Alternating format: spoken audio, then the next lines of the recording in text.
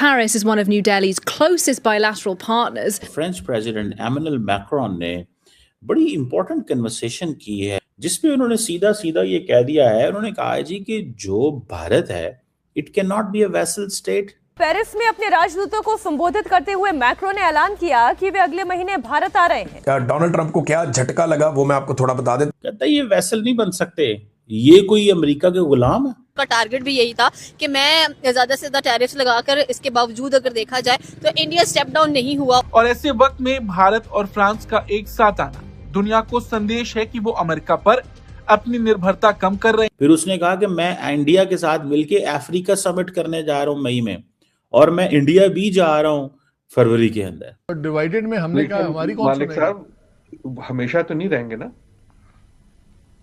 Macro ने कहा कि ब्रिक्स अध्यक्ष के तौर पर भारत दुनिया को जोड़ने वाला ब्रिज बन सकता है। अभी रिसेंटली भी ये हुआ कि उसने कहा कि मैं 500 टैरिफ्स लगा दूंगा इंडिया के ऊपर, लेकिन स्टिल इंडिया कांस्टेंट नजर आ रहा है हम लोगों को। So it's a big point. जब आपकी इकोनॉमी इतनी बड़ी है, आप थर्ड लार्जेस्ट इकोनॉमी बनने जा रहे हैं, तो आपको किस चीज का डर है? आपने सिर्फ अपने ऊपर फोकस करना है। ट्रम्प को कहा है कि भाई तुम तो यूनिलैटरलिज्म की बात कर रहे हो, पर हम तो पावर शेयर करेंगे, सारी की सारी पावर शेयर करेंगे। इसी बीच खबर सामने आती है कि भारत के विदेश मंत्री एस जयशंकर नए साल 2026 की पहली इंटरनेशनल विजिट पर फ्रांस पहुंचे हैं। वो कहता है मैं तो एमेनुअल मैक्रोन तो ये कह रहा है कि पायन है, आप किन चीजों में पड़े हुए हो, मैं तो जा रहा हूं मोदी के पास। फ्रेंच प्रेसिडेंट एमेनुअल मैक्रोन ने बड़ी इंपॉर्टेंट कन्वर्सेशन की है इंटरनेशनल पॉलिटिक्स पे, जिसमें उन्होंने सीधा सीधा ये कह दिया है, उन्होंने कहा है जी कि जो भारत है it can not be a vessel state, इसको हम वेसल स्टेट तो नहीं ये बन सकती ना।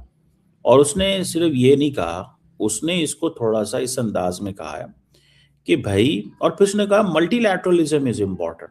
फिर उसने कहा कि मैं इंडिया के साथ मिलके अफ्रीका समिट करने जा रहा हूं मई में, और मैं इंडिया भी जा रहा हूं फरवरी के अंदर। हो क्या रहा है? हो ये रहा है कि फ्रांस ये समझता है लाइक चाइना कि there is a gap in international politics, America पीछे हट गया, हमें इस गैप को फिल करना चाहिए। और as a important European player they can't be like like America. तो ये जो इंडो पैसिफिक के अंदर जो स्पेस खाली हो रही है, याद रखिए जब अमेरिका ने ये कहा था कि the future of the America will be written in Asia Pacific और इंडो पैसिफिक, तो यूरोपियन यूनियन को साथ उस वक्त नहीं मिलाया गया था और यहाँ पे लोकल पार्टनर्स ढूंढे गए थे। आज अमेरिका कह रहा है कि हम वेस्टर्न हेमिस्फीयर में बैठे हुए हैं, हमारा फोकस यहाँ पे नहीं है। फ्रांस का ये है कि फ्रांस की ओवरसीज टेरिटरीज हैं यहाँ पे, एंड दे डू बिलीव कि बिकॉज ये ओवरसीज टेरिटरीज मौजूद हैं तो हमें थोड़ा सा इस पे एफर्ट करनी चाहिए। अब दिस इज वेरी सिग्निफिकेंट चीज, इसको ओवरलुक नहीं किया जा सकता। समझ रहे हैं बात को? ठीक है ना जी, इसको ओवरलुक नहीं किया जा सकता। उन्होंने क्या क्या कहा है, मैं चाहता हूं कि इसके ऊपर थोड़ी हम डिस्कशन करें आज। ये बहुत, और फिर उन्होंने मल्टीलैटरलिज्म पे बड़ा फोकस किया है, विच इज बेसिकली, जिसको उन्होंने बेसिकली आप समझ लें कि ट्रम्प को कहा है कि भाई तुम तो यूनिलैटरलिज्म की बात कर रहे हो, पर हम तो पावर शेयर करेंगे, सारी की सारी पावर शेयर करेंगे with our friends in Middle East and Asia and other places. तो ये बड़ी इंटरेस्टिंग बात हुई, जरा सुनिएगा क्या AI for the India Pacific, a treaty that was signed in 2010 in India, and it brings together India, Indonesia, Australia and other players who are unprecedented partners when it comes to defense, when it comes to security, to AI, in the field of economy, in the field of climate change and the transition. These are solid partners. And our policies with these partners in the Asia-Pacific region is very important. These are players who said that they did not want to be the vassals of other players. So we need to respect sovereignty. कहता है ये vessel नहीं बन सकते, ये कोई America के गुलाम है। ये वही है जो इमरान खान कहते थे हम वो गुलाम बन सकते हैं।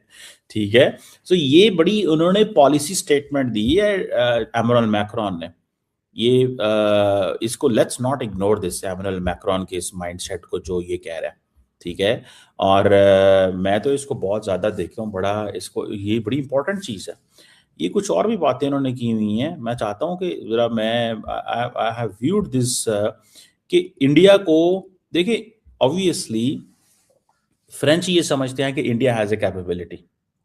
So if India has a capability which Americans wanted to utilize in the past, but Trump administration ने आके सारी चीजों को उल्ट पुल्ट कर दिया है, you know, they have turned the table.